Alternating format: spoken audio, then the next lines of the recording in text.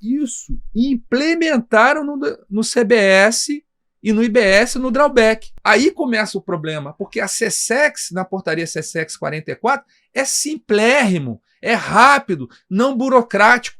O infeliz do importador que faz drawback, estou falando infeliz porque ele vai ser o infeliz. Essa é a verdade, está escrito isso aqui. Oi, pessoal, sejam muito bem-vindos ao canal Importando com Lu. Meu nome é Luciana Louro, sou despachante aduaneira. A gente vai trazer aqui um assunto muito importante para vocês com o professor Tom Pierre, que é o impacto da reforma tributária nos regimes aduaneiros especiais.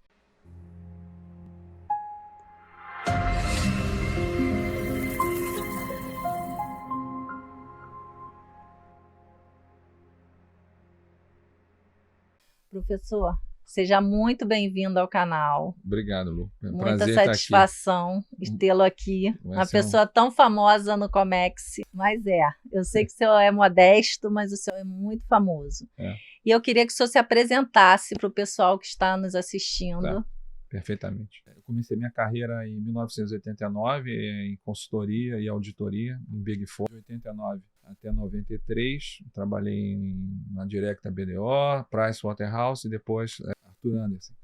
Depois disso eu migrei para o serviço público, concursado, eu passei para o Tribunal de Contas do Rio de Janeiro, do município. Ali eu fui cedido para trabalhar no TCU e fiquei até 97. Então foram 4 anos ali trabalhando com o controle estatal, né, das atividades da administração pública, muito direito administrativo, né? Então, na época privada, tributário, e nesses, depois 4 anos ali, direito administrativo. Em 97 eu ingressei na Receita Federal, eu tinha feito um concurso público, e aí teve uma curiosidade, porque eu não fui convocado direto nesse concurso, eu passei, mas não me convocaram, eu resolvi advogar em causa própria, entrei com uma ação na Justiça Federal, com antecipação à tutela, e despachei com o juiz, e pedi que fosse inaudita alterar partes, ou seja, sem escutar outra parte, e ele percebeu que eu tinha o direito e me deu a possibilidade de fazer o curso de formação. E o primeiro curso que abriu, eu não podia escolher o curso, porque tinha IPI, Imposto de Renda e Comércio Exterior, aduana, né? Eu trabalhava justamente com imposto de renda, já tinha experiência em Big Four, mas acabei indo para a área aduaneira, que era uma área que era pouco trabalhada em consultoria, inclusive, no Brasil nessa época. Então, ali em 97, acabei ingressando na Receita por causa dessa decisão judicial. Abandonei a advocacia, porque eu não podia mais advogar, era incompatível com a fiscalização, né? E, por sorte, fiquei no Rio de Janeiro. Fui lotado no Porto do Rio. Foi ali que eu comecei minha escola aduaneira. E fiquei durante 28 anos na Receita. Então, acabou de se aposentar, Eu aposentei agora em 30 de janeiro. Janeiro de 2026. E tive essa escola, né, que a Receita Federal foi uma verdadeira escola para mim. Me permitiu atuar em vários segmentos do direito aduaneiro, né? Comecei justamente na ponta e logo do início ali trabalhei em assessoria tributária, por causa da minha formação jurídica. O delegado da época lá, o Fernando Coutinho, que chamava-se inspetor, hoje delegado, hoje né? É delegado. Ele percebeu um currículo, né? Ele viu que eu já tinha muita experiência ali, quase 8 anos, e me colocou logo na assessoria do gabinete do inspetor titular, que era o Aélio, que esse era o delegado, era o inspetor adjunto, o delegado adjunto. Fiquei ali no gabinete uns 6, 8 meses, uma experiência muito boa, porque eu ajudei a fazer o alfandegamento do Porto do Rio, porque houve aquela saída da Companhia Docas, né? Porque a Companhia Docas hoje ela ela faz praticamente ali só administrar as áreas que ela arrendou e tem a guarda portuária, né? Sim. Que toma conta do patrimônio da Companhia Docas, faz uma vigilância, né, patrimonial. Então a Receita teve que alfandegar todos os terminais. E como eu era o único assessor, eu acabei sozinho alfandegando todo o Porto do Rio, todos os projetos de alfandegamento passaram na minha mão, coordenei isso. Logo depois de fazer esse projeto, eu tive um convite do inspetor para trabalhar no despacho, que é a parte mais prática, vamos chamar assim, né, a parte operacional. E aí fui trabalhar com regimes de admissão temporária. Até hoje existe essa equipe lá, veja bem, já tem 28 anos isso, a equipe chama Equitem, Equipe de Admissão Temporária. E fiquei ali uns 5 meses como um fiscal novato, a equipe era mínima, tinham 3 fiscais e 2 analistas, e mais um apoio. E nesse interregno acabei virando chefe, porque as titulares tiveram que assumir outras funções e eu era muito novo mesmo. Ali eu tinha 8 meses, 9 meses de receita. O inspetor adjunto, o Coutinho, falou: não, fica aí porque eu vou te orientar e tal, você é chefe, mas pode deixar que eu te dou suporte. Estava tudo calmo realmente, porque até então a legislação era basicamente uma normativa, a 136 de 88. Só que nesse ano que eu assumi essa chefia, 97, houve a regulamentação do regime de admissão temporária econômica, que não existia no Brasil. Só tinha aquela admissão temporária suspensão total. Com suspensão total para eventos, isso. Quando trouxesse tipo shows e Fórmula 1, teste, feira. É isso que é a maior, na verdade, é o maior regime aduaneiro no mundo, né? A admissão temporária, né? E atualmente tem a Convenção de Istambul, naquela época nem tinha essa convenção internacional ainda. Então era tudo assim muito calmo. A única coisa econômica que você tinha na alfândega, eu me lembro basicamente duas coisas. Ou eram módulos eu digo da DART, que fazia aqueles copos plásticos para você trazer, injetar o plástico e fazer a fabricação. Ou eram itens para área de petróleo, que mas não era tributado. Não era tributado. Tudo era suspensão total. Era só a Petrobras que explorava petróleo no Brasil, né, até 97. Então, as companhias prestadoras de serviço, como Halliburton, Schlumberger, Baker, etc., elas tinham contratos e, com esse contrato com a Petrobras, a normativa permitia a importação temporária desses itens que iam para as plataformas. Então, tudo que chegava na alfândega do Rio, na verdade, elas não eram nem conferidas. Eram como se fosse um canal verde. Elas entravam na alfândega, aqueles navios com aquelas cargas, aquelas partes, peças e equipamentos para a área de plataforma, de offshore. Dali, elas faziam um trânsito direto para a plataforma, chamava DTA-3. Declaração de Trânsito Aduaneiro. Mudaram os nomes também, porque hoje é DTA de passagem, isso, justo. Um monte de D. Então, mas essa aí era o paraíso para as empresas de petróleo, né? Ou para Petrobras, que era contratante, e as prestadoras de serviço que precisavam dos equipamentos, das ferramentas que elas traziam. Houston, da Europa, enfim. Naquela época a China nem fornecia ainda para petróleo aqui no Brasil. Era tudo Europa e Estados Unidos. Eu peguei essa. Eu peguei o início da então, China. assim, a gente não tinha uma conferência. Basicamente, bastava. O fato de ser governo meio que bastava já até a legislação permitia isso. Só que aí, com a instituição do decreto 2.889 de 98, criou-se a cobrança de tributos na admissão temporária chamada econômica. Então traz com regime... Muda tudo, muda o paradigma. Muda tudo. E nessa, arrastou para dentro dessa classificação econômica justamente a atividade de importação de equipamento de petróleo, que até então estavam fora, não entravam. E ali começaram a entrar. E aí houve uma confusão, por quê? Em tese, eles teriam que pagar tributo proporcional. Então, essa própria... Proporcional a quê? Tempo de ficar no Brasil. Tempo de permanência ia pagar... E de utilização daquilo no trabalho deles. Da atividade econômica. Na atividade econômica de petróleo. Então, a empresa Halliburton tem lá um contrato com a Petrobras para operar um equipamento da Halliburton a bordo de uma embarcação. Ela pagaria o percentual de imposto pelo tempo. Então, hoje é 1%. Que é 1%. Hoje é 1%. Na época, nem lembro. Na época era a depreciação. Havia uma tabela de depreciação, uma taxa de depreciação. Então, cada bem tinha uma taxa diferente, um cálculo diferente. Depois, com o regulamento 4.543, em 2002, isso caiu tudo para 1%, simplificou. Bom, o que aconteceu ali? Em 97 para 98, a gente teve que se adaptar, por quê? O decreto falou o seguinte: tudo bem, a Receita vai cobrar tributo proporcional, o imposto de importação proporcional, mas para bens destinados à exploração e produção de petróleo vão ficar apartados. Então o decreto trazia uma lista de bens que não seriam tributados. É uma lista positiva. E aí tem uma coisa interessante, porque até então havia uma lista proibitiva negativa. Existia uma lista negativa. Que não podia entrar no Brasil. Então, entrava todo o resto. Então entrava todo o resto. Era mais muito abrangente. Claro, se você não está na lista negra, tudo era possível. Tudo pode. Aí vem o decreto falando, não, agora é o seguinte, na área de petróleo vai ter uma lista positiva. Tem que estar então, na lista. A aduana só vai desembaraçar com a suspensão total, que eles estavam acostumados a utilizar, na 136, a partir desse momento. Aí teve a N 162, 163 e 164 de 98.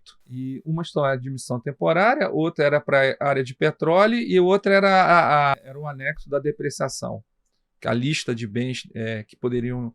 E o prazo da o tempo de vida útil, né? Tempo de vida, 10, 15 anos. Isso também era uma 20. confusão danada. Aí isso não ficou muito bom, houve muita reclamação, houve mandado de segurança, porque teve algumas empresas que não conseguiram se enquadrar, com alguns itens não se enquadravam mais, teriam que pagar imposto proporcional. Atividades que antigamente entravam sem pagar nada, não foram enquadradas como exploração e produção, por exemplo, a transferência, a movimentação, transporte, isso aí ficou tudo fora. Então, isso criou um problema. Foi uma confusão, foi um caos, porque esse era um problema naquela época, né? Faziam-se a legislação em Brasília, em pequeno comitê, e depois avisavam ao mercado e aos fiscais. E então, não conversava não conversado, na época. não era conversado. Demorou bastante. Eu estou nesse ramo há muito tempo e demorou para as partes entenderem que precisavam se falar, né? Porque o operacional, se não falar com quem faz a lei não sai boa. O Fernando Henrique Cardoso, quando criou a Camex, ele deu um tiro perfeito. Por quê? Ele percebeu que para administrar o comércio exterior no Brasil, seria necessário que as autoridades que interferiam no comércio exterior sentassem à mesa. Porque o Ministério da Fazenda tinha a Receita Federal, o Banco Central, aí você tinha o MIDIC, que é um comércio exterior, com as licenças. Ainda tem todos os órgãos anuentes. E os órgãos anuentes. Que são agricultura, saúde, energia, né, NP, enfim. Fora a companhia DOCAS, que também... Aí tinha a DOCAS, que fazia o controle da entrada e saída na porta, né, do patrimônio. Então, quando criou a Câmara de Comércio Exterior e botou como presidente aí ad hoc o ministro da Indústria e Comércio, acabou que começou a harmonizar essa legislação. E essa Camex, sem sombra de dúvida, hoje tem um nome, do INPE, que é a Declaração Única de Importação. A palavra única, essa expressão única, porque tinha a DI, Declaração de Importação. Quando botar agora a do INPE, essa palavra única é de união. União de quem? Do importador, do exportador, do transportador? Não. União dos órgãos anuentes e autoridades alfandegárias. Porque a alfândega, 90% está na Receita Federal, mas você tem 9% na CSEX ou na DSEX, que fazem a questão de licença, de defesa antidumping, de valor comercial, usado, e mais os órgãos anuentes. Então o despachante ali que trabalhava o processo, coitado. Ele andava, ele saía do porto, ia lá na agricultura, depois ia na... E vários sistemas diferentes, que agora está unificando. Cada um com seu sistema e alguns terríveis de trabalhar. Isso, agora não. Com a unificação, é um único sistema, onde todos se veem ao mesmo tempo. Porque antigamente, justamente, a Receita não fazia nada antes da licença. E não se fazia licença antes que o órgão anuente se manifestasse. Sim, não fazia DI antes que o então, órgão aquilo ficava parado dias, a carga na alfândega. Fora o retrabalho, né? Às vezes a gente falava a mesma informação mais de uma vez, às vezes 3 vezes. Isso também... Hoje a informação está num lugar só que todo mundo vê. Quando você tinha uma questão da insegurança para o Estado. Por quê? Como ele tinha que dar informação a 3 segmentos do Estado distintos, às vezes ele mudava a informação para conseguir a liberação. Então, a verdade que era dita para um órgão não era para o outro. Isso gerava fraude. Se eu sei como fiscal, eu peguei. Eu já encontrei essa fraude. E hoje não existe mais essa possibilidade, porque é uma única informação que entra num único processo de importação. Então, assim, a gente tem que falar isso porque o processo em si de importação, não existe um governo, existe o mercado e existe o Estado. Os governos... O Estado, se eu diz governo federal. Não. O Estado ou União. Não, eu digo o Estado é a administração pública que controla. Então, você... Passaram os seus governos, seja de esquerda, seja de direita, seja de centro, os agentes do Estado são perenes ali, eles permanecem. O Estado tem o interesse de controlar, de acompanhar a entrada da mercadoria no território nacional, no território aduaneiro, né? A questão de saúde, questão de contrafeitos, marcas falsas. Então, você pode ver que os anos se passaram, mas os problemas são os mesmos. Hoje, o que você fala? Cigarro eletrônico, aquela injeção para emagrecer, manjaram, o vinho, né, um vinho. Então, assim, ou seja, a alfândega, ela sempre teve esse trabalho, a dicotomia. Primeiro, a proteção ao consumidor, proteção às indústrias, ao mercado, e mais a taxação, que é a tributação. Que não deixa de ter uma proteção também com o mercado nacional, né? Sim, aí sim. Mas aí a questão da alíquota, né, é uma decisão política do governo de plantão. Pois é, a gente abre, pode baixar dos dois lados também. Você pode diminuir, subir. Então, assim, aí são as políticas de governo. Interessa a gente importar mais, diminuir a alíquota de importação. Precisa fazer uma proteção, joga a alíquota. Ou cria uma taxação, né, em cima do comércio exterior. Mas, trazendo isso para hoje, né, o que aconteceu?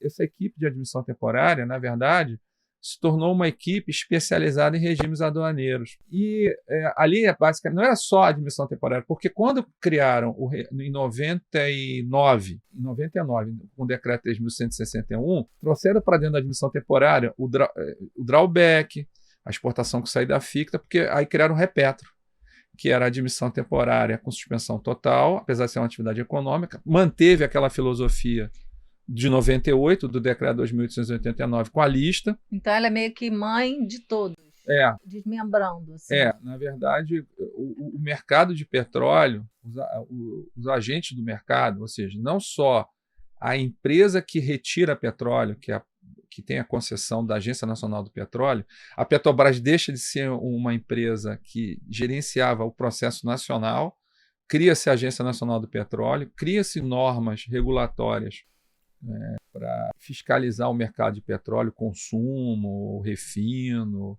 a venda e a importação, obviamente. Então, e a concessão das áreas, né, que são exploradas hoje não exclusivamente, porque foi outra mudança também do governo Fernando Henrique Cardoso, que foi a reforma constitucional, deixando outras empresas entrantes no mercado, que era só nacional Petrobras. Então a Petrobras ela fica agora concorrendo com outras empresas estrangeiras que vêm explorar petróleo no Brasil. Então, isso foi um crescimento abrupto do mercado, né? Porque você traz novas explorações, precisa de contratar novos serviços marítimos, serviços de geologia, teve que importar tecnologia. Isso aí foi um gargalo, o Brasil não estava preparado tecnologicamente, né? No final de 90 para 2000, não tinha como atender. E aí a Agência Nacional do Petróleo, inclusive com as concessões, cria a obrigação de investirem em centro de pesquisa, né, como a Petrobras começou a investir no Centro Nacional, sempre ali no fundão, e aí as empresas começaram a Halliburton, a Shell, então deu econômico e tecnológico. Avançando tecnológico. Aí começaram também a vir as empresas para fornecer os equipamentos. Então, a equipe de admissão temporária acabou que não só tinha essa admissão que a gente comentou no início, de feiras e eventos, mas também começou a analisar na área econômica o que teria a suspensão, ainda ia manter a suspensão total ou teria que pagar tributos. Porque a renúncia fiscal é muito grande, né, professor? São bilhões. São bilhões. Tipo 500 bilhões. Assim, a questão é a seguinte. Não, se somar desde que começou, vai passar provavelmente aqui uns 500 bilhões, aí uns 700 bilhões. Eu diria que seria anualmente algo em torno de 20 bilhões de reais de renúncia. Anualmente de renúncia fiscal. Dando um número aqui, ou seja, um overall, né? Deixa de recolher. Na média, deixa de ser recolhido. Mas esse tributo, essa renúncia é necessária, porque o Brasil, o Estado, essa oferta de petróleo tem em outros países também. Sim. Então, esses outros países também, eles destravaram o controle aduaneiro e tributário na importação para incentivar a entrada de empresas. Para incentivar. Senão eles vão para o México, vão para a África, vão para outros países explorar petróleo. O que a gente faz aqui nesse sentido não é diferente nos outros países. Não é. Nem os regimes aduaneiros especiais. Se não é um regime, eles criam dentro da sua... porque aí é que está. Porque nesses países você tem o imposto de importação e o IVA, que é a de circulação interna, valor agregado interno. O Brasil tem o imposto de importação e separado. Aí tem o IPI que incide na importação, o IPI é federal, o ICMS é estadual. Então, e criou-se mais as contribuições PIS e COFINS. Federais, 6 se contar com a Marinha Mercante. Fora, o adicional Marinha Mercante é uma contribuição. É tributo, como a taxa Siscomex. Como taxas. Se contar, então temos mais 6. Se for botar na linha, está tudo 4, lá. Está tudo incidindo no processo de importação. Tudo. Então, aí, quando criaram esse regime repetro, que hoje chama de repetro-expédia, é só uma questão de nomenclatura, foi feito para atrair as empresas de exploração, que iam pagar um preço. Elas pagam um preço pela concessão. Tem o leilão, né, da Agência Nacional do Petróleo, que faz a oferta de áreas, e essas áreas são destinadas a essa empresa que ganhou esse leilão, que paga o melhor preço pelo direito da lavra. Primeiro da pesquisa, depois da exploração, da retirada da produção do petróleo, que é exploração e produção, pesquisa e lavra. Então, tem um primeiro momento de risco ali, que é essa inversão de trazer os equipamentos, importar, e esses equipamentos não era justo que pagassem tributo, porque o Estado já cobra um preço, que é o preço do leilão, né? que é o preço mais justo, que é o preço do leilão. Além disso, as empresas elas acabam também pagando os royalties no processo de produção. Então já tinham dois preços ali, o Estado já estava ganhando duas vezes. E você botar tributo, e esse momento é um momento ainda de investimento, não tem arrecadação. Eles não faturam, né? Eles não estão explorando ainda o petróleo, estão pesquisando, instalando para ver se acha, que tem um risco de não achar. Né? Mas aí eu tenho uma dúvida nisso aí. Se está dessa forma, o governo já estava recebendo dinheiro da Petrobras, já estava nos leilões. A Petrobras era um agente, Petrobras era uma deles, empresa, é um braço já não era do Estado, mais, mas já não é um era braço mais indireto. o único, né? Nesse contexto já tinha concorrente. É a maior empresa de exploração do Brasil, correto, porque ela tem todo o histórico, geográfico, geológico, ela sabe então as bacias. A Petrobras há muitos anos a Petrobras agia como uma agência nacional, né, de petróleo. A partir Aí veio a ANP depois. Isso, aí hoje não, hoje ela não vai ditar mais a política, né? Por exemplo, a Petrobras, claro, quer ir lá para o Iapoque, lá para cima, lá para a região norte, explorar petróleo. Mas aí a Agência Nacional do Petróleo precisou conversar com o Ministério do Meio Ambiente. Então, se dependesse da Petrobras, ela já estava lá. Mas ela não, porque ela é freada pelos controles do Estado na agência reguladora e agências ambientais, né? Então, são controladores. Então, a Petrobras perdeu esse poder. Porque, na verdade, é assim, né? Se a gente pensar bem, década de 70, 80, ali, o Poder Executivo mandava muito. E não tinha empresas aqui concorrendo. A partir de 90, final de 90, 2000, muda todo o cenário. A Petrobras continua a explorar petróleo, a pesquisar, enfim. Mas ela não é mais a única, né? Agora você tem as empresas parceiras, estrangeiras da Holanda, da Europa, da China, enfim. Você tem aí americanos explorando petróleo junto com a brasileira, com a Petrobras. Lógico que o lucro da exploração é gigante. O lucro da Petrobras vai ser distribuído ao sócio, e o maior sócio é o Estado. É gigante. Então, ele ganha no giro do negócio, no operacional da Petrobras.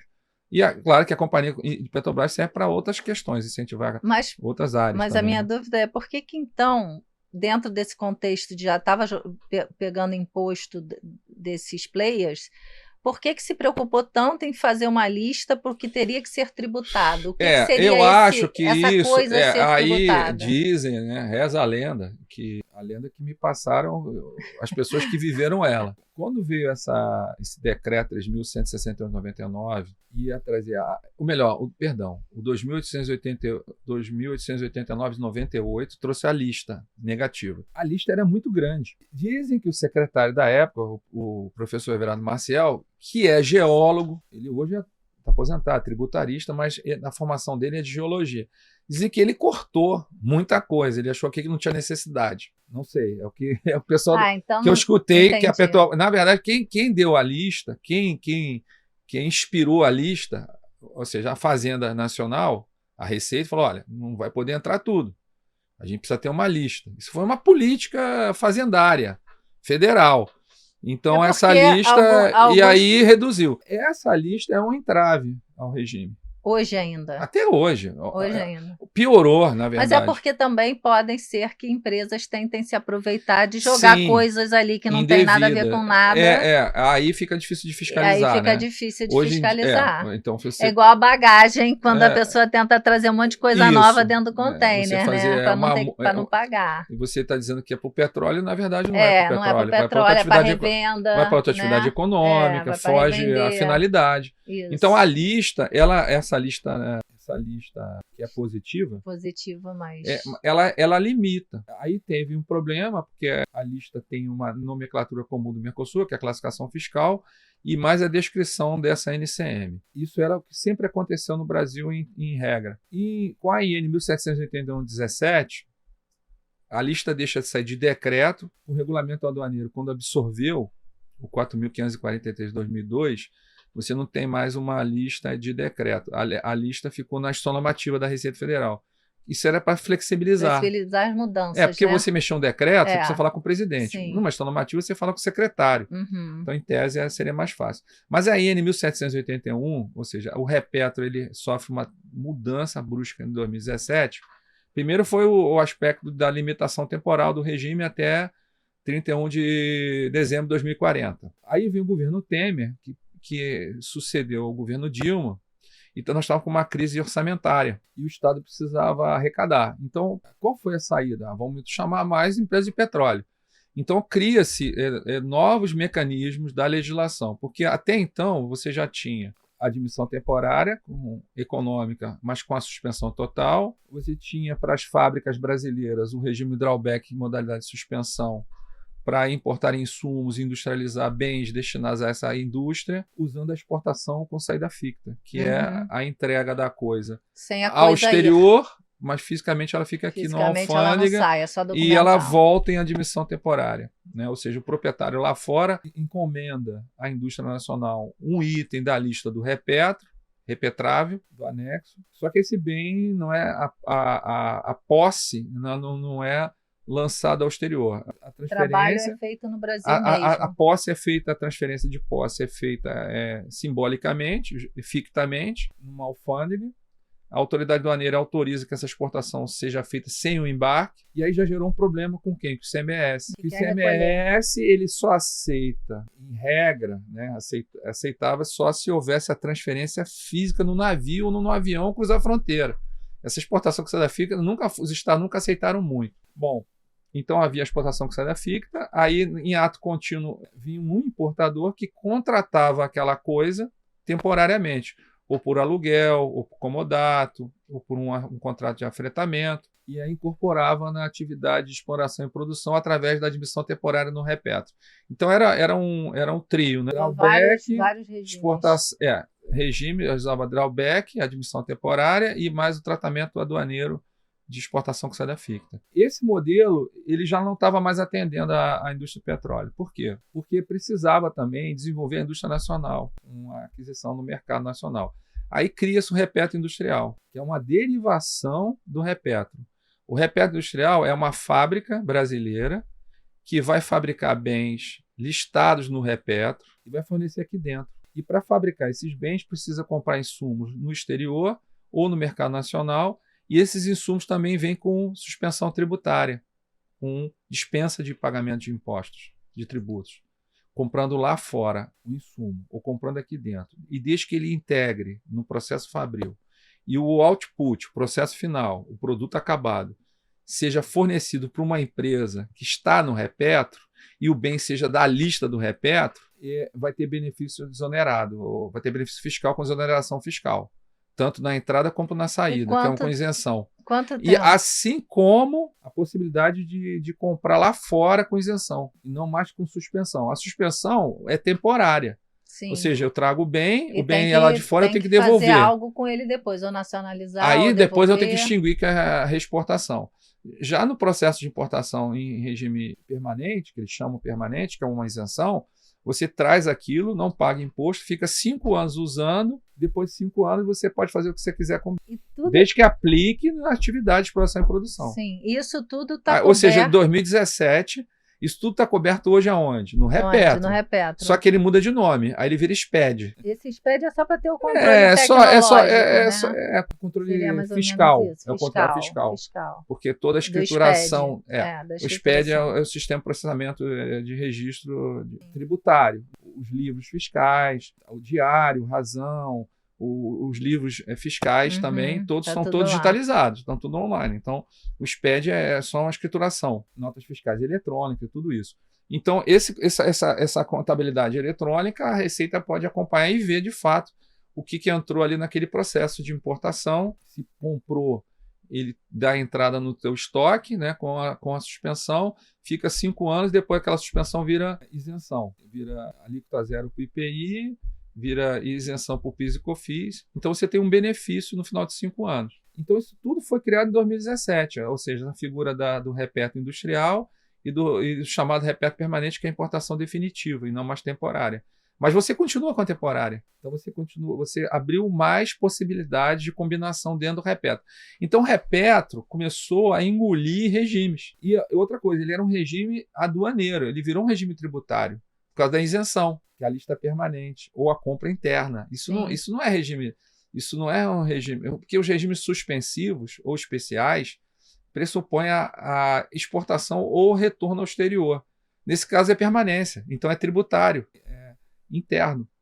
Então, isso tudo isso tudo que eu estou falando está incorporado na IN 1781. Agora, a brincadeira começa a evoluir, porque você colocou mais 2, ou seja, você falava do II, do IPI, do PIS e COFINS, que são federais. Não vou nem falar do adicional de frete marinha mercante, taxa Siscomex, vou falar dos tributos que incidem no processo de importação, né, diretamente. E mais o ICMS. Agora você vai ter a substituição do PIS e COFINS pelo CBS, que é a contribuição de bens e serviços. O IPI, em tese, não morreu ainda. Ele fica vivo porque ele virou um tributo protetor da Zona Franca de Manaus. Então, se alguém produzir alguma coisa fora da Zona Franca, vai pagar IPI, ou vai ter IPI nessa importação. E o ISS e o ICMS saem do cenário também e entra o IBS. Então, o IBS, aí é que está. Essa mistura aí com o regime aduaneiro especial. Por isso que vem. Nós estamos falando isso tudo para chegar hoje, agora. Isso. Ou seja, o que acontece? Você tem um regulamento aduaneiro, que está aí desde 2009, relativamente pacificou o repetro, acompanhado da ação normativa, que disciplina o processo, os procedimentos, os controles, como tem que operar a Receita, como tem que operar o importador, o beneficiário do regime, ou seja, a empresa de exploração, as empresas que prestam serviço na área de geologia, Halliburton, BG, Baker, etc., e mais as empresas de apoio marítimo, né, com as embarcações de offshore que vêm dar apoio às plataformas.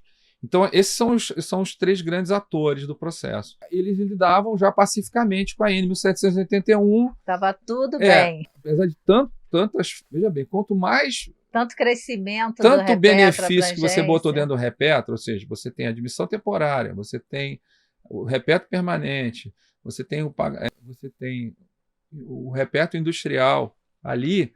E agora você vai falar assim, não, tudo bem, isso tudo está funcionando, só que agora nós temos 2 novos tributos que vão transitar até a extinção do PIS e COFINS. Então você vai até 2030, agora me falhou mesmo, 2032, 2033, lá você tem a transição. Então você vai ter mais 2 tributos. E aí tem um novo, aí foi lançado agora, o que acontece agora? A gente tem a regulamentação. Ou seja, criou-se uma lei, na verdade houve uma reforma constitucional, uma emenda constitucional, a 132, aí tem a Lei Complementar 214 de 2025, que traz os parâmetros de como será trabalhado no Brasil o IBS-CBS. E lá dentro tem um capítulo só para regimes aduaneiros especiais. E aí começa. Aí começa o quê? A confusão? Não é bom. Aí depende de como cada um olhe, né? Cada um vai puxar... Porque em termos de... Sardinha para o seu lado. Em termos de... Vou abrir aqui só o computador para me ajudar. Eu fiz uma legislação porque me ajuda. Eu não tenho toda ela de cor ainda. É impossível, né? Então, na verdade, é o seguinte. O que a gente tem? A gente tem um decreto para a área federal, para o CBS, que está aqui o decreto, vou abrir aqui ele, que concorre com o regulamento aduaneiro. Ele é concorrente. Ou seja, por quê? O regulamento aduaneiro fala do imposto de importação. E o decreto CBS, que é o decreto 12.955 agora, do dia 29 de abril de 26, então não tem nem um mês ainda, ele também vai trazer também o regulamento do CBS em paralelo ao que está no comércio exterior. Se você pegar ali complementar 214 de 25, que está acima dos regulamentos do IBS. Que eu disse, eles mandam igual, né?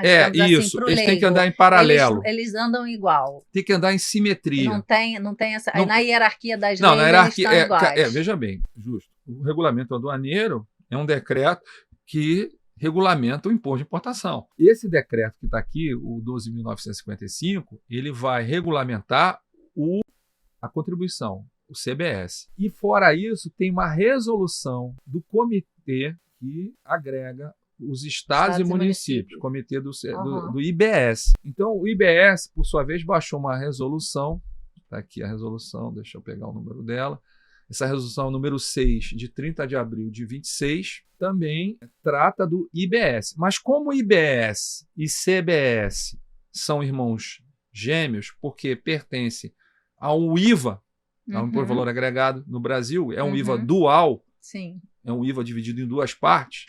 Então, todos os artigos têm que estar simétricos entre o regulamento do IBS e do CBS. Ok, existe essa simetria em regimes especiais? Existe, eles estão simétricos. Mas a pergunta é, esses dois regulamentos do IBS e do CBS estão acompanhando o imposto de importação? O regulamento...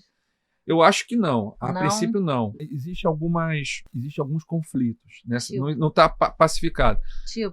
Drawback, por exemplo. Não é que o vídeo é errado. Não é errado. Poderia ser melhorado. Não é errado. É que o legislador federal, que fez um regulamento do CBS, e o legislador do comitê gestor, que são os estados e municípios, quando falam em termos de drawback, primeiro, a lei complementar afasta aí o drawback em modalidade de isenção e restituição. Eles não têm benefícios como tem no imposto de importação. O drawback tem 3 modalidades. Suspensão, que é mais usado, isenção e o restituição. Restituição quase ninguém usava, né? É meio pouco, né? Mas existe. Ele existe junto com a Receita Federal. Ou você faz isenção ou faz restituição. Então, em termos de drawback, eles mantiveram o maior, que é a suspensão.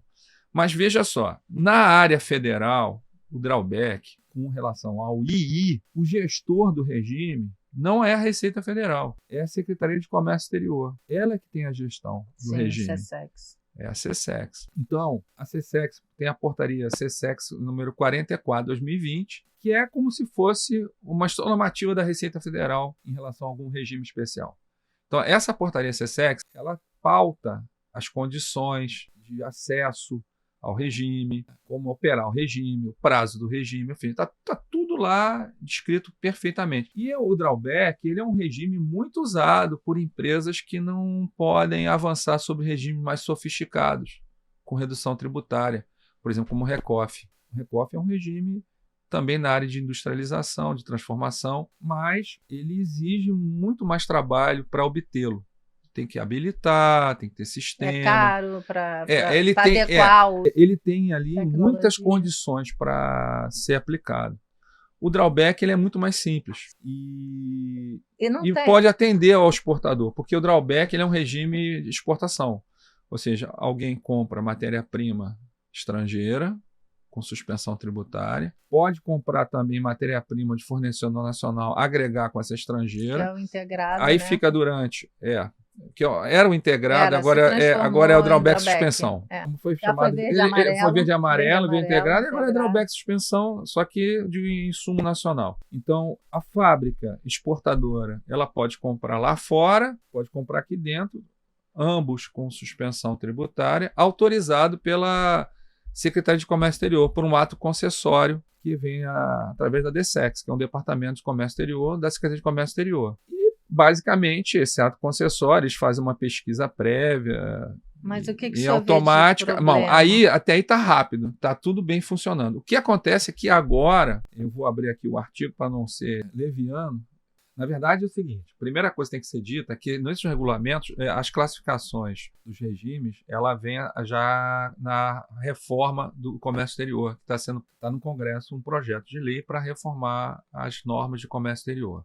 Então, a classificação dos regimes lá, basicamente você tem os regimes de trânsito, os regimes temporários, os regimes de depósito e os regimes de aperfeiçoamento. Essa é a classificação que a gente tem no projeto de lei que está no Congresso Nacional. O projeto de lei é o 4423, que é de autoria do Senado. Foi o Renan Calheiros que era o relator. Ele está na Câmara agora, está avançando. E nesse projeto já traz essa classificação dos regimes. Porque a gente tem aí uns 19 regimes aduaneiros. Então, sim, a classificação é para organizar, né?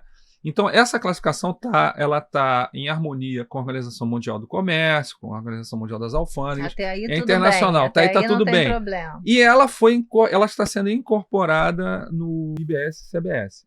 Perfeito. Até aí também está tudo certo. A Lei Complementar 214, que traz essa classificação também, mesma coisa, trânsito, regimes temporários, aperfeiçoamento e depósitos, inova, porque cria um grupo anômalo. O Repetro... Está fora? Não, o Repetro ele tem uma classificação própria. É como se fosse um novo grupo de regimes no Brasil. O Repetro, ele separado. Ele subiu, ele deixa de ser um regime e vira um grupo de regimes. Por quê?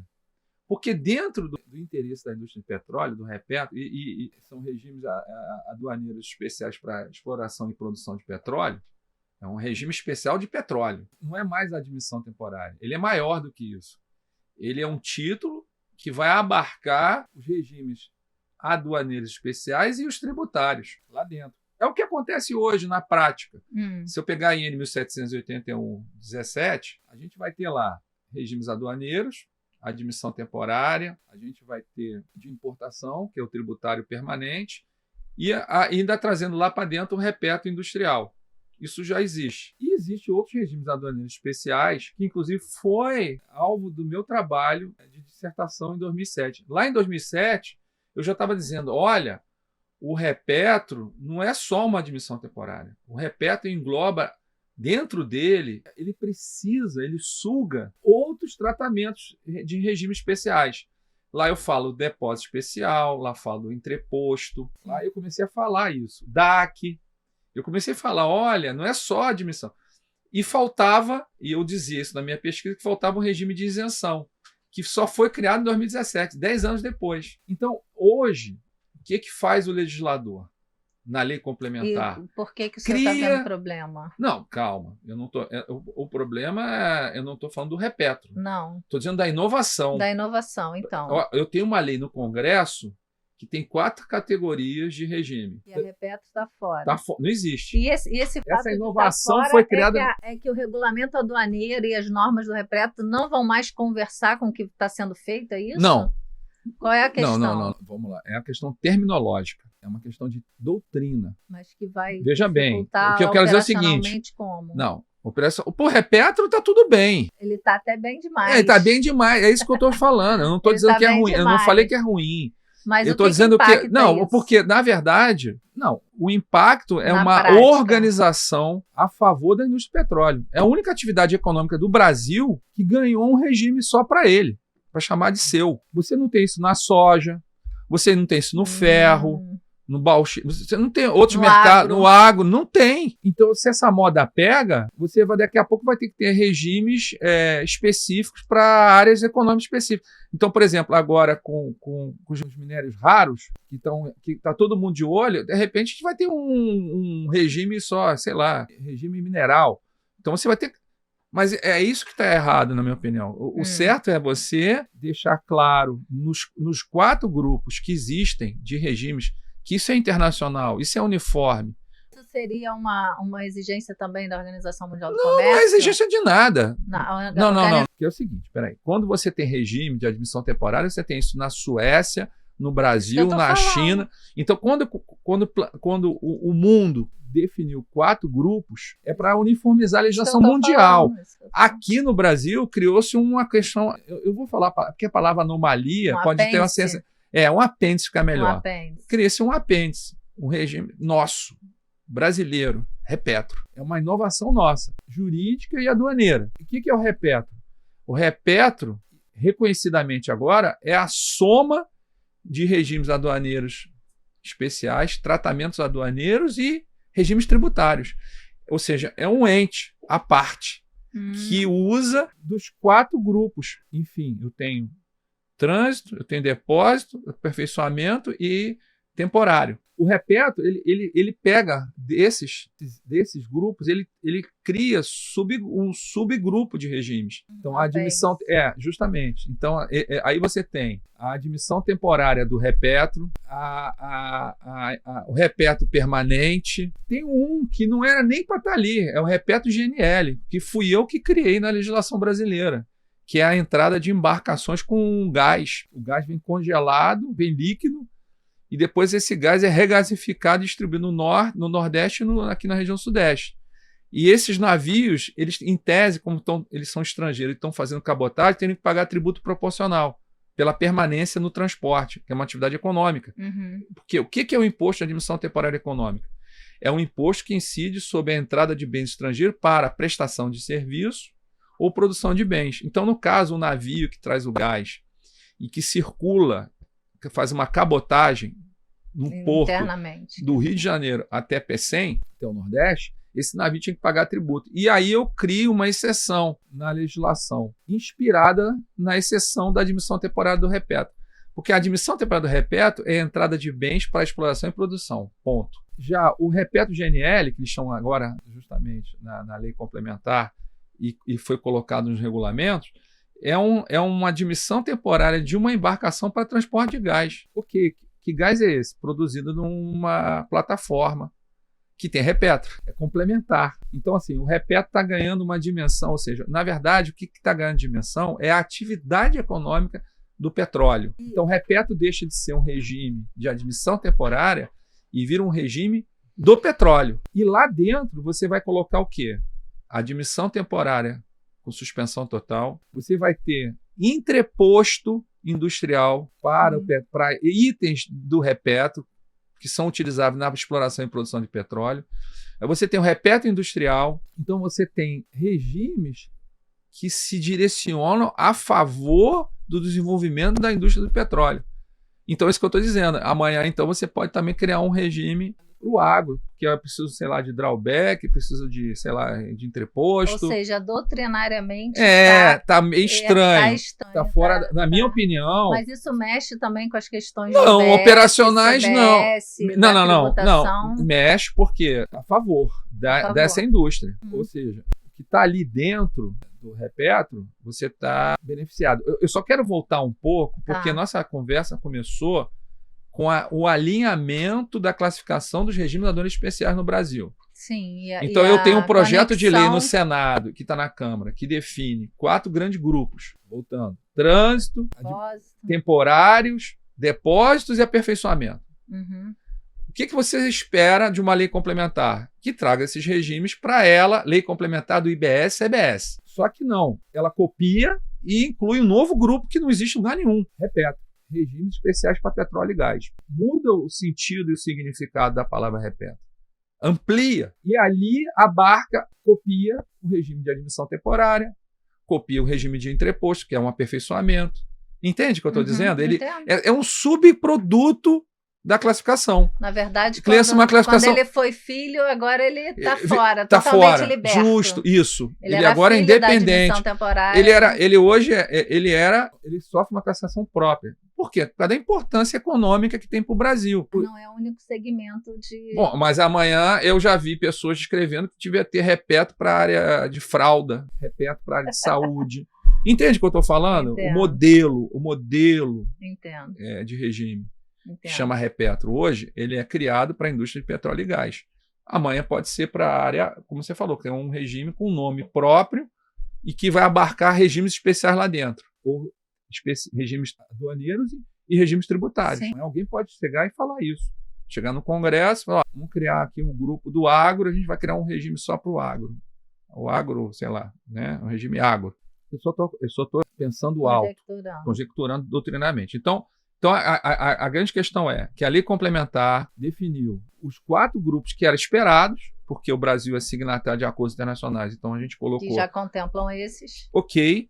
mas cria-se um quinto grupo, que é o repetro. E o repetro muda o sentido dele, amplia, não é mais só uma admissão, não, é admissão, ele é industrialização, ele é transporte, não é só exploração Mas e produção. ainda não tem essa regulamentação. Não, aí não, calma.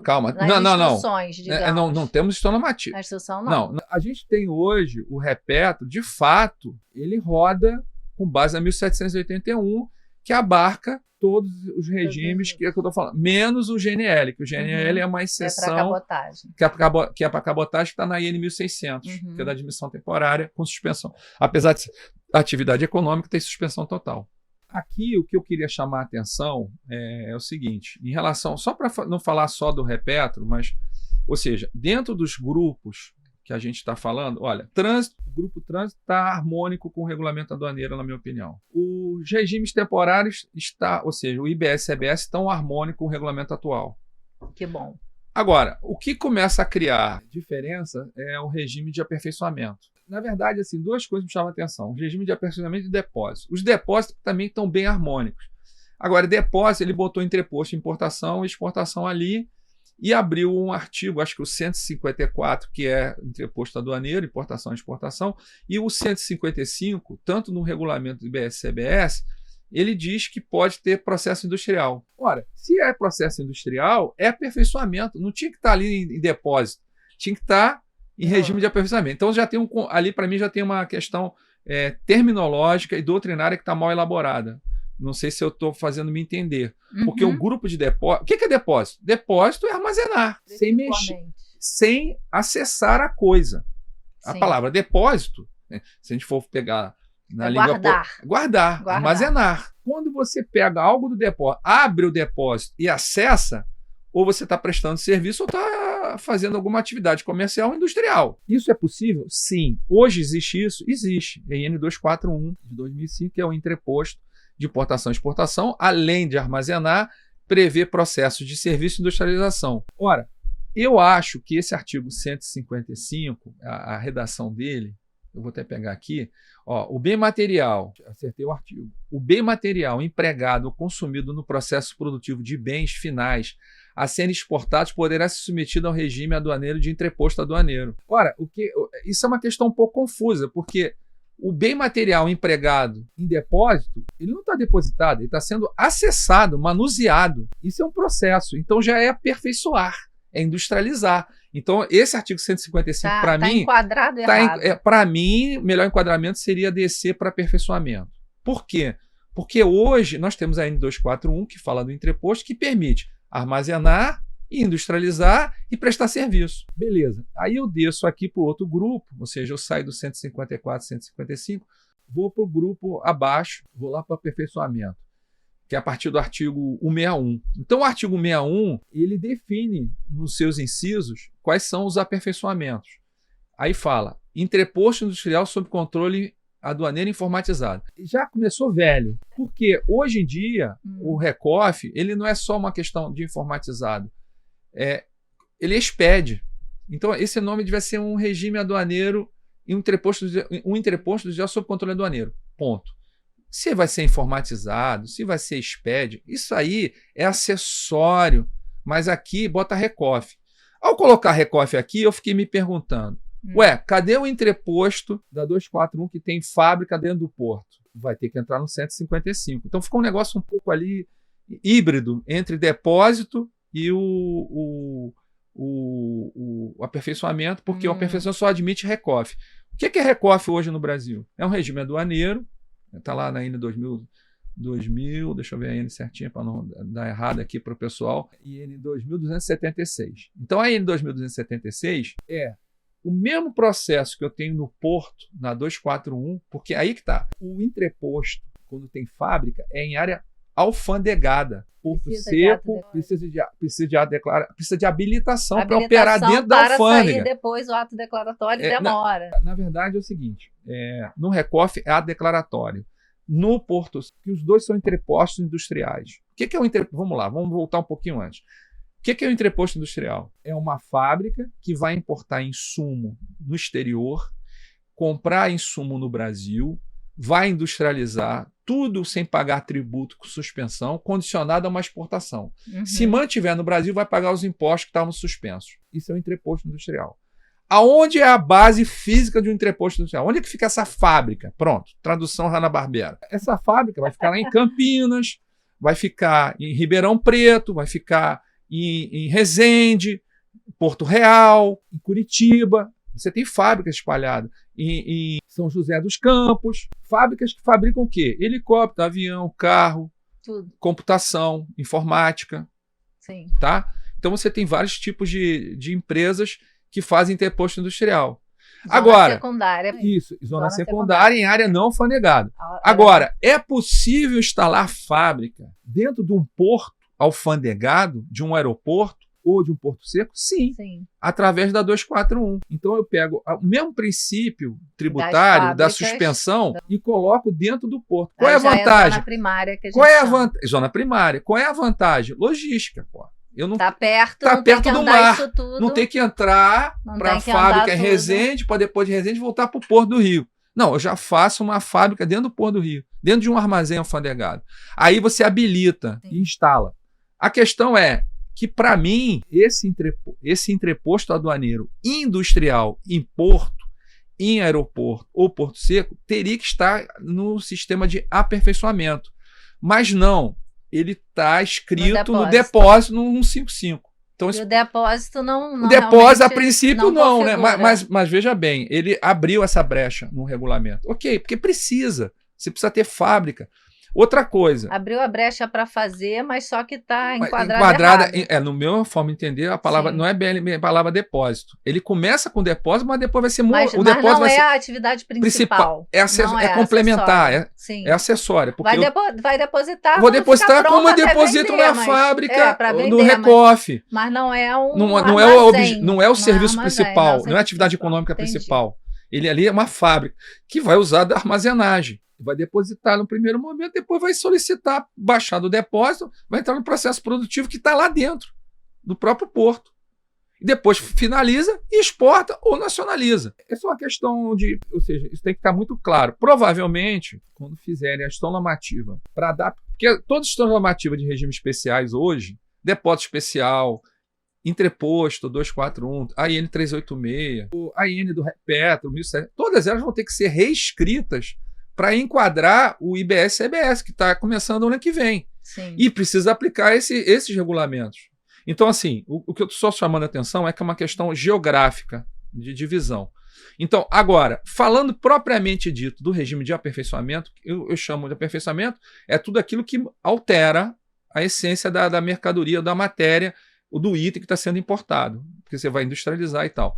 Então, você tem, no inciso 1, Recoff, que todo mundo já está acostumado. No inciso 2, o drawback, modalidade de suspensão, porque o isenção e restituição estão fora de benefício tributário no CBS e IBS. Isso pode ser um problema também? Isso é claro que é. Porque as empresas que faziam isenção eram aquelas que já faziam tudo, veja bem, provavam, e aí eu pedi a isenção para eles. Na nova importação você não pagava imposto, você repôs estoque. Era um momento depois, ela não ficou. E aí você pegava o II, o IPI, PIS e COFINS. Vai acabar, porque você não vai ter mais PIS e COFINS, vai ter uma transição reduzindo o impacto das alíquotas, vai aumentar o impacto do CBS e o CBS vai incidir. Não vai ter direito a essa isenção, essa restituição. CBS e IBS. O problema é que já está em curso também, né? Não, aí quem fez negócio já apostou projetou, já tem que mexer na conta, porque vai ter custo tributário. Porque você não vai ter mais o drawback, isenção na plenitude que tem hoje. E nem a restituição na plenitude que tem hoje, na área federal. Porque a restituição era na área federal, não tinha no estadual, não tinha no ICMS. Restituição nunca foi uma empresa que tivesse feito. Agora, no isenção, sim. E o isenção, você podia ter até um impacto positivo se o ICMS daquele estado resolvesse legislar acompanhando o federal, o drawback isenção. Porque essa questão também agora decide, acabou, né? Veja bem, acabou. Com a lei complementar, drawback, isenção, restituição em CBS, IBS, tchau, benção. Acabou. Isso quer dizer que vai aumentar a carga tributária, porque na área federal você tinha o PIS e COFINS que acompanhava o II. Sim. E agora não. Vai acabar. Quando acabar o PIS e COFINS, acabou o benefício. Não tem mais o tributo, também não tem benefício. Agora, o CBS, que substitui o PIS e COFINS, vai cobrar. Não vai dar esse benefício, não vai dar esse benefício, essa moleza. Não vai ter. Vai ter que pagar. O IBS, eu até entendo que venha cobrar, porque eles nunca deram nem restituição nem isenção. Então, estão mantendo a tradição do ICMS dentro do IBS. O município não fala nada, concorda? Porque nunca fez nada de comércio exterior. Sim. Eu quero ver a fiscal do ISS no comitê gestor julgando importação. Não tem know-how. Assim, eles vão ter que estudar. Vão ter que estudar. Essa que é a verdade. Essa que é a verdade. Vão ter que estudar comércio exterior. Os fiscais municipais que forem alçados ao comitê vão ter que estudar comércio exterior. Porque isso já é complicado para o fiscal do ICMS. Ele pede muita ajuda aos fiscais da área da aduana para esclarecer regimes. Imagina agora você botando uma pessoa que nunca viu comércio exterior. Nunca viu. Que está lá na equipe. Mas, enfim, isso é outro assunto. Daria outro podcast. Que seria sobre como a gestão do IBS, EBS, os conflitos. Enfim, isso dá outro podcast. Mas, em relação agora, especificamente aos benefícios que nós estamos falando aqui, o grande prejudicado, para mim, dos regimes de aperfeiçoamento, porque mantém o entreposto, o RECOF, ok, com esse prejuízo do... Não, o enquadramento... Não, o RECOF tudo bem, continua ótimo, está tudo bem para o RECOF. O drawback perde o isenção, restituição, e cria-se condições estapafúrdias para obter burocráticas contaminadas do RECOF. O RECOF, se você pegar a N1000, falar N correta, de novo, a N 2276, no artigo 5º, salvo engano meu, você tem um rol de condições para ser um recofiano, para habilitar. Tem que estar em dia com o fisco, não pode ter problema. Porque pede certidão negativa, certidões de tudo, certidão FGDS. De tudo. Fazenda, Receita. Calma. No RECOF atual, não pega nada de fazenda estadual. Não. Então pede só da área federal, Procuradoria-Geral da Fazenda Nacional e Receita Federal, as certidões. Pede FGTS. Sim. Não pode sofrer processo especial de fiscalização, que é uma empresa que sofre um processo especial de fiscalização, é uma empresa que denota fraude. Não pode ter sofrido esse processo. Escrituração fiscal, ok. SPED, ok. Todo mundo tem que ter. Para viver, você precisa ter escrituração fiscal, contábil, fiscal, ok. Isso aí é um exercício normal. Agora, pegar as condições da IN 1781 do RECOF, que são, veja bem, para ter RECOF, não é da noite para o dia. Você leva 3, 4, 5 meses para se enquadrar, para se habilitar, para começar a operar com o benefício do RECOF. Pegaram isso e implementaram no CBS e no IBS, no drawback. Aí começa o problema, porque a CSEX, na portaria CSEX 44, é simplérrimo, é rápido, não burocrático. Contaminaram o II, que na minha forma de entender é uma supressão de competência. Na área federal, quem é competente para legislar? É a CSEX, DSEX. A Receita acompanha? Sim, faz o controle, a fiscalização da execução. Depois que você faz o drawback, tanto na importação como na exportação e pós, a Receita faz uma auditoria de drawback. Mas quem concede é a CSEX. Agora, para o infeliz do importador que faz drawback, estou falando infeliz porque ele vai ser o infeliz. Essa é a verdade. Está escrito isso aqui. Está escrito que ele vai ser infeliz. Assim, o que tem que ser elogiado eu elogio. Mas isso aqui, sinceramente, pegaram, copiaram e colaram. Ctrl+C, Ctrl+V. Das condições do RECOF como se fosse para o drawback. Copiaram. Aí, caramba. Deu tudo errado. Na minha opinião, pesar a mão. Porque drawback... Veja bem, quem usa RECOF?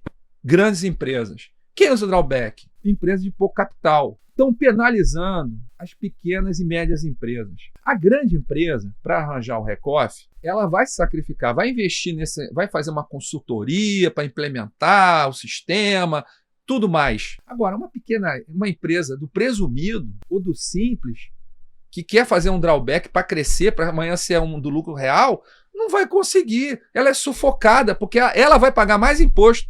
Uma empresa grande vai pagar menos imposto, porque ela já é reconfiana, ela já tem todos esses documentos. Agora, você pegar uma empresa que da noite para o dia resolveu fazer uma exportação e precisa importar para exportar, malgrado. Está malgrado isso. Isso aqui é um óbice ao crescimento econômico.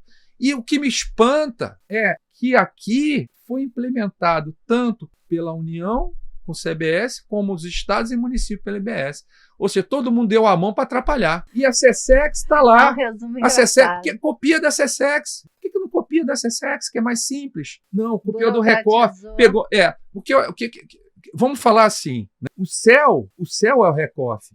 E o drawback é um inferno. Já é um problema o drawback. Botaram o pré-sal do inferno. Entendeu o que eu quero dizer? O buraco, desculpa a expressão, o buraco é muito mais lá embaixo. Botaram um umbral lá. Assim, para que isso? Eu sou contra. Mas não pode ter sido ignorância operacional na hora de legislar, não. Eu acho que é uma guerra, me parece uma guerra entre a SESEX e os demais entes, ou seja, a Receita Federal e gestor. Abriram uma guerra que no meio está, numa guerra, numa expressão um pouco pesada, né? Não diria uma guerra, mas é um conflito de operação. Enquanto a portaria SESEX 44/2020 facilita, as empresas de pequeno porte, média, conseguem operar um drawback. Eu não consigo fazer um Recoff. Se eu não estou no céu, eu vou para o inferno, mas eu tenho que viver em algum lugar. Agora, aqui... É verdade. Aqui... O cara não vai nem para o inferno, nem para o céu, vai continuar na Terra, vagando aqui, porque o espírito dele não consegue, ele vai continuar no Brasil, ele não vai conseguir para o comércio exterior. Entende o que eu estou dizendo? Essa é a questão. Infelizmente, isso está acontecendo. E deixa eu só trazer aqui rapidamente, deixa eu achar aqui o artigo, eu não quero ser leviano. Está aqui, ó. Vai lá para o artigo do drawback, do regime de aperfeiçoamento, você vai descer o artigo 161, ok? Aí vem os parágrafos. Parágrafo 4º. Só para o drawback. Para fruir a suspensão do IBS, leia-se, porque lá também é o mesmo artigo. Então, vamos lá, artigo 161, né? 161, parágrafo 4º. Você vai ter o reflexo lá no decreto do CBS, a mesma coisa. É igual. Parágrafo 4º. Para fruir do benefício, suspensão, a pessoa jurídica interessada deverá ser habilitada junto à Receita e o comitê gestor. Então, cria-se um complicador. Porque na SESEX, o drawback é automático, é via sistema, é via do INPE, Siscomex, portal único. Aqui eu vou ter que fazer um processo administrativo em duas... eu não sei como é que eles vão fazer uma normatização, porque vou habilitar nos dois ao mesmo tempo ou um em cada um? Estranho. Eu acho que provavelmente tem que ser nos dois ao mesmo tempo, né? Então vai ter que ter uma portaria conjunta, um ato conjunto para habilitar nos dois. Eu acho que não vai ter esse problema. Mas você vai ter que pagar o pedágio das informações, a burocracia. Certidão negativa de débito ou positivo com efeito negativo. 1. 2. Está em regular situação fiscal perante a administração tributária federal, estadual, distrital, municipal. Não ter sócio majoritário, administrador de pessoa condenada e com trânsito em julgado por ato de improbidade. Não está no CADIM, lançado no CADIM. Ter regularidade com o FGTS. Detalhe, pouca gente sabe, mas a certidão que é emitida pelo FGTS é da Caixa Econômica. Ela só vale 3 meses. Você tem que estar de 3 em 3 meses regular. Se amanhã você faz um processo de importação sob regime drawback, que é 1 ano, mais 1 ano, pode chegar a 5 anos, e durante esse período que você ainda está industrializando, sua certidão cair, você pode cobrar imposto. Você descumpriu uma condição. Isso aqui é pegadinha do malandro. Isso aqui é um absurdo. Mas botaram. Ok, vamos em frente. Eu digo burocrático. Eu entendo que o FGTS tem que estar em dia, mas pelo menos dá uma certidão com mais tempo. 1 ano, 3... Ou seja, 3 meses a Receita Federal e o comitê tem que falar com a Caixa Econômica, pelo amor de Deus, bota uma certidão maior, porque amanhã, em tese, e estou sendo muito intenso, não sei se a Receita vai pegar, o comitê gestor lá, os fiscais do Estado e do município, que vão fiscalizar o CBS, vão encontrar uma certidão que perdeu a validade. Exatamente, que aí tem que voltar para a empresa de novo para dar entrada de novo, porque até o prazo não é da entrada, é que ela fez uma importação, ela 3 meses atrás que a certidão estava válida. Como o regime é de 1 ano, ele pode ficar 9 meses coberto, porque a certidão não está mais válida. Então você não pode manter o benefício. É suspensão. Entendi. Você vai ter que pagar, vai perder o regime naquela importação. A não ser que não peçam a certidão, né? Bom, mas aí você está falando para fiscalização, não fiscalizar. Não estou falando não. Estou dizendo que se fizeram e não viram isso, provavelmente não assim, olha só. Não, isso está idêntico ao Recoff. Mas veja bem, essas exigências para o Recoff, nós estamos falando de grandes multinacionais da área automotiva. Vai ver quem é recoffiano. É Bosch, é Fiat, é Volkswagen, é HP, é Embraer. Eu estou falando de grandes empresas. Sim. A grande empresa, ela é reconfiana porque ela investe para fazer isso. Ela impacta capital para ter o processo reconfiando. Eu já trabalhei com alfandegamento e sei o trabalho que dá o alfandegar. Agora você vai muito parecido. Como é que você vai pegar uma empresa aqui de Nova Iguaçu que quer fazer uma exportação? Imagina, e eu preciso, sei lá, de uma linha chinesa de seda para fazer uma roupa para eu exportar para os Estados Unidos. Você não vai conseguir. Porque você tem que seguir toda essa burocracia. Começa no inciso 1, vai até, olha só, 14 incisos. 14 incisos. Não. Tem um aqui, tem 2 que são absurdos, que eu acho, que são exagerados. Apresentar relatório detalhado da capacidade industrial. Pelo amor de Deus, você vai jogar para um fiscal do ISS, do CBS, para ele julgar se a empresa tem capacidade. Assim, isso nunca teve no drawback, nem no Recoff. O drawback, ele quer assim, que no ato concessório você diga, olha, eu vou importar 30% de insumo estrangeiro, eu vou agregar com 70% de nacional, ok. Ou vou botar 50-50, ou vou botar 60-40, mas não tem que entrar no detalhe, isso é uma excepcionalidade do drawback. Aqui virou regra. A empresa vai ter que fazer um projeto dizendo como é que funciona toda a sua capacidade industrial. Eu estou falando de engenharia de produção, de custo. Caramba, para que isso tudo? Isso é um exagero. Isso mata as empresas. Sinceramente, eu sou português. Eu sou português. Eu tenho dupla nacionalidade. Então, certa feita, meu pai, na década de 80, década de 90, eu estava me formando no direito. Meu pai estava em Portugal 6 meses para fazer um ato civil, que era legalizar a herança. Aí que eu descobri, a burocracia é de Portugal. Sim. Isso aqui essencialmente é burocrático. Eu acho o seguinte, para mim, isso aqui é quase dizer assim, não queremos drawback suspensão. Talvez, eu não digo seja, eu não sei, porque aí, veja bem, quando fizeram um regulamento, os dois têm que ser harmônicos. Eu não sei quem pesou a mão, foi o pessoal do CMS, do ISS ou da área federal. Agora, que copiaram o artigo 5º da IN do Recoff, copiaram. Mas isso não impacta muito nas exportações? Porque claro! Você não vai exportar. Exatamente. O drawback é um regime exportador. Quem importa para exportar... Isso. Vai gerar riqueza para o país. É o ganho cambial. É o superávit. Você está tirando superávit cambial. Você está tirando... Agora, tem coisas positivas aqui. Aqui tem coisas positivas do drawback, que é a incorporação em definitivo da área agrícola. Que o drawback, quando começou para o segmento industrial. O agrícola você não falava. Agora, assim, pensa bem, você exporta soja, mas o insumo é que importa trigo e vai exportar biscoito. Ok, mas eu digo em relação ao agronegócio. Porque você precisa comprar produtos defensivos, importados. Agora da Ucrânia, ureia, fertilizante. Você precisa botar. Isso é tudo importado. Isso é um custo. E no final, o que é que você tem? Um processo de exportação agrícola e agropecuário. Isso agora está claro. A SESEX, nesse ponto, foi positivo. Avançou bem e acho que a SESEX devia avançar também lá, deixar isso bem claro. Enfim, vai deixar. Mas restringiu.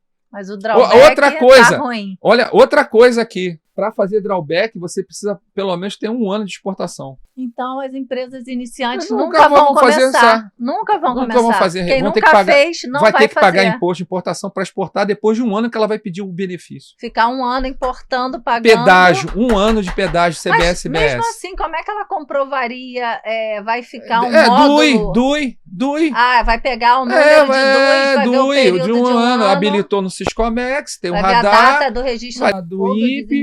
Da do INPE, comportando, e da DUI de exportação para depois fazer o regime. Vai ter que provar isso aqui é uma coisa retrógrada que foi criada em 2001 quando fizeram o Recoff informatizado. Isso depois caiu do Recoff. Na prática viram que não funcionava. Não funcionava. E agora, não sei quem foi o gênio da lâmpada que pegou. É o thriller. É o thriller.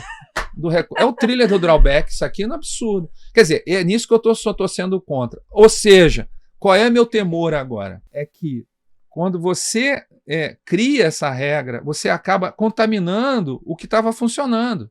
Vai ser um novo regulamento aduaneiro, ele tem que ser harmônico. E o regulamento aduaneiro ele é mais abrangente, mais democrático, flexível, leve. Agora, eu espero que a SESEX não abra mão. que a SESEX mantenha a portaria dela mais leve do que esses controles que estão colocados. Esse é um grande dilema. Esse, para mim, é um grande mal feito da legislação. Eu sei que tem uma questão cultural, conhecimento da área. Eu entendo que a Receita Federal provavelmente tenha que ter tido uma discussão técnica muito pesada para convencer, porque são fiscais do ICMS e do ISS. Eles não têm o hábito. E outra coisa, que eu posso dizer é o seguinte, que a lei complementar, veja bem, o Congresso Nacional, quando complementou a Constituição, falou o seguinte, os regimes de CBS e IBS, os regimes aduaneiros, têm que seguir as regras do direito aduaneiro. E não estão seguindo, estão invertendo, estão enfrentando, estão inventando e conflitando.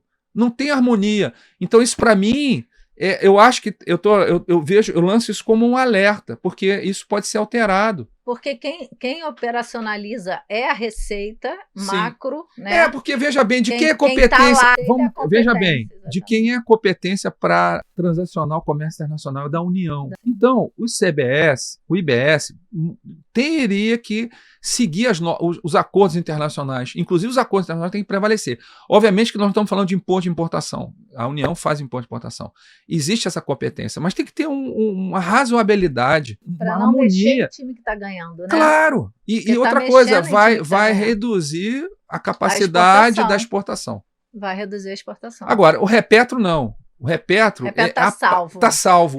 O Repetro foi salvo desde a emenda constitucional. O Repetro sempre foi. O petróleo sempre se protegeu no Congresso Nacional. Tem mais de 200 deputados lá, tem um comitê só do pessoal da área do petróleo. Então, assim, também dá houve um trabalho. Outro podcast. Dá. Se Deus quiser, o senhor vai voltar. Tá bem.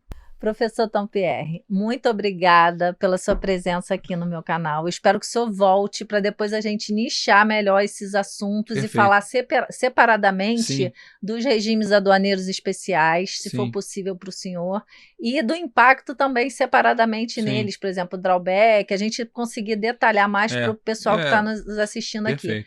E pessoal, eu peço para vocês que curtam, compartilhem e principalmente se inscrevam no canal, porque nas playlists os assuntos estão de forma muito didática para quem quer conhecer sobre importação ou já trabalha com importação. Então ajuda a gente também a levar esse conteúdo para mais pessoas e bombar no canal, tá bom?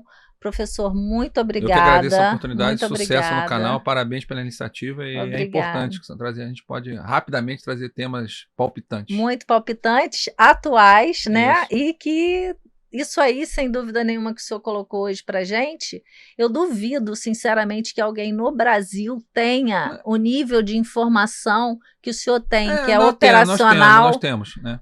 Que o senhor tem de operacional e conhecimento desses dois lados. O jurídico, né, que você diz. Porque o senhor mistura o jurídico com o tempo de Receita Federal, com o entendimento do próprio mercado, né, do importador. Então, uma visão econômica.